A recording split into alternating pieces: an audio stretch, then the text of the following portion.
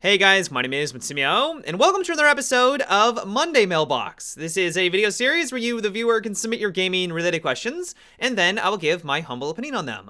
To get the formalities out of the way real quick, if you'd like to submit your own question that can be featured in an upcoming episode, you can do so by leaving a comment down below, or by sending me a Facebook or Twitter message. The first question for the day is, do you think that Clash is overpowered in Rainbow Six Siege and needs a nerf? So I realize a lot of people have been talking about lately how the two new operators may be a bit too strong, and to some extent, I can absolutely see where they're coming from. Maverick, for example, while I love the fact that he's stealthy, and I want to continue to have him to be a stealthy offensive operator because I think that really makes him unique, at the same time, his gadget is incredibly quiet and can probably use a boost in its audio. I've been on defense where Maverick is trying to get through a wall 10 feet away, and I don't even hear it because other things are happening around me. The other audio masks that sound because it is so quiet, and he's able to get a free, easy takedown against me. Those moments can be pretty frustrating. And so by boosting that audio ever so slightly, or maybe adding in a small spark effect so that there is more of a visual component, so if you're looking directly at it, you notice it, I feel like that'd be a fair compromise. We still want him to be stealthy, but also you need to give defense time to react, or at least, if they're paying attention, the ability to react to the situation. As for Clash, though, that's where I'm not really certain.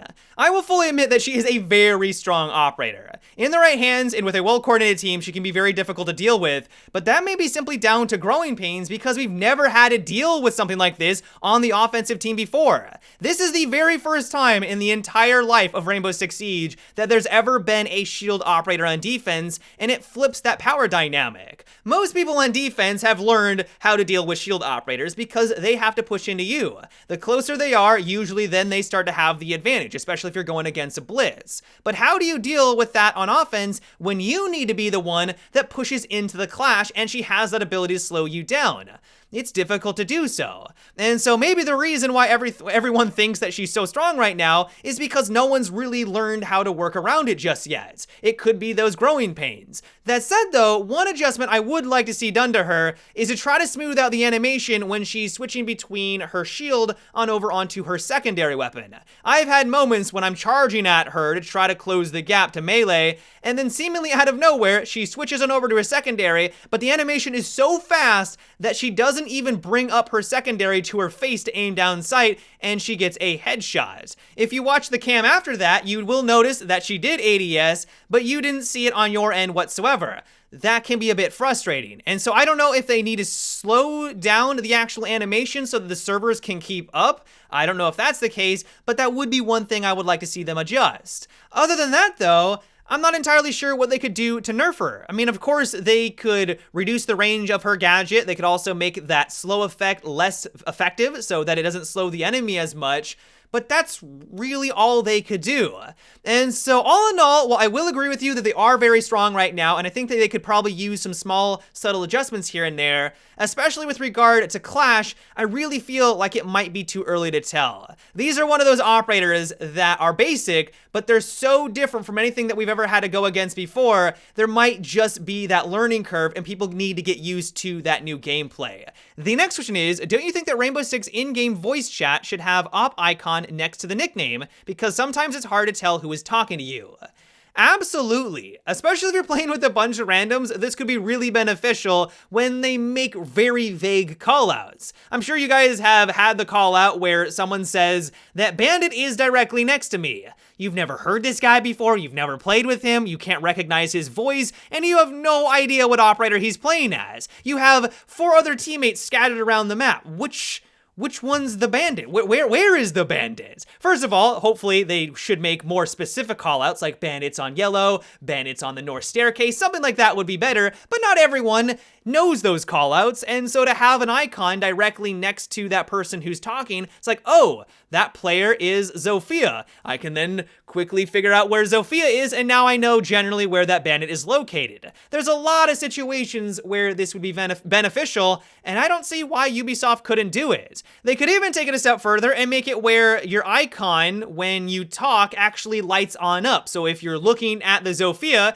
and she talks over voice comms, you'll notice that her icon maybe does some sort of quick little animation. I mean, nothing crazy because we don't want it to distract you from what's going on around you, but just so you know that they're communicating and it gives you more information based off of that. That could also be another way they handle it. And so all in all, I think this is a fantastic idea, and I'm a bit surprised that it already isn't a standard of Rainbow Six Siege. Other competitive games do it works well there. It would be a simple change, or I imagine it would be a simple change, and I think it would help, especially when you are playing with a bunch of randoms. The next question is, what are your thoughts on the new Call of Duty Battle Royale Blackouts? I am loving this mode, and honestly, I could see this being the reason why I continue to play a Call of Duty game much further after release than I would with a past COD title.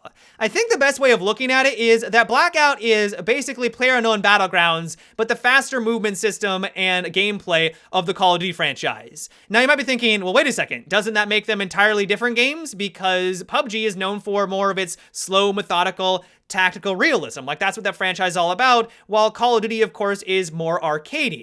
And while you would be right, at the same time, if you played these two different BR games, you'll notice a lot of similarities. I think what I've enjoyed most about Blackout so far is that there are a lot of ways for you to be able to tackle different situations and outplay your enemies. They've got perks scattered around the map that you can pick up, and if you use them properly, are going to give you a massive advantage. They also have loads of different accessories and gadgets that you can pick on up. The grappling hook, for example, is incredible. You take a couple of pot shots at someone, they run inside to heal in a warehouse. Instead of going through that door, leaving yourself kind of vulnerable, you can then just zip line through one of the windows, and now you're directly in front of him and you can take him down. The first time I did that, I was basically sold. You've got other attachments, you got stuns, you've got incendiary, you've got normal cluster nades. All these different attachments and gadgets vary up the gameplay and give you a lot of tools to tackle the situation in front of you. This leads to a lot of variety and leads to a lot of amazing moments. And then I think really just the main thing is that it's overall just a well-polished experience. Now, I know some people, it's not running too well on their PCs right now. I even experienced some hitches here and there, but in general, it's been pretty smooth, and compared to a lot of the other Battle Royale games out there, that is a very stark contrast. I think the only thing I'm not really too fond of right now is the way that the armor system works. If you go against someone who has 3 armor and you have nothing, it's not a guaranteed loss, because if you outsmart them, you use your gadgets properly, or you just get the drop on them, you can win. Like, don't get me wrong, I've won a lot of engagements that way, but if it is a fair 1v1, you see each other at the same time, you start to shoot each other at the exact same moment, they're gonna win 9 out of 10 times because it is that powerful. Other than that, though, this new addition to Call of Duty has been a very pleasant surprise. I keep telling myself that I'm gonna play 1 round and that's it. 4 or 5 rounds later, I'm like, all right, only 1 more. It's ridiculous. This game mode is a lot of fun. I realize it's not going to be for everyone. Not everyone is into Battle Royales, but I think that Call of Duty is on to something special, and as long as they make some tweaks here and there, they could have something really fantastic. The next question comes from Blake, and it is, what do you think about an operator that can throw a gadget when it's online, it gives you a live feed at the top left corner of your screen that she can only see? That would be a very powerful operator. You wouldn't even need teamwork at that point, which normally would require that, to be able to identify exactly where the enemy is on the objective room, round the corner, and take them out with that pinpoint-like information.